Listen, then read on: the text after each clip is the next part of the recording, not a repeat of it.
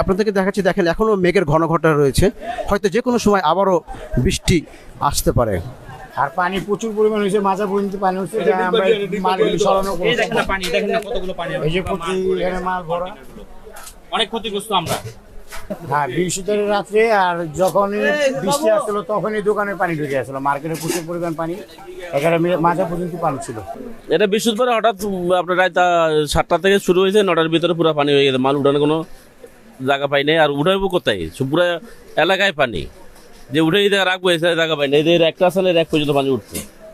আমাদের মূলত তো কাপড়া ডিম, সব কাপড়া ডিম নষ্ট হয়ে গেছে, দেখেন এদের সব কাপড়া ডিম নষ্ট হয়ে গেছে, বুঝছেন? সব কটা এগুলো মূলত ড্রেন, যে সরকারি যে ড্রেনগুলো আছে সিটি কর্পোরেশনের, এই ড্রেনগুলো ক্লিয়ার নাই। আমাদের বেশি ক্ষতি হয় নাই, তবে পানি দোকানে কিছু মাল হালকা পাতলা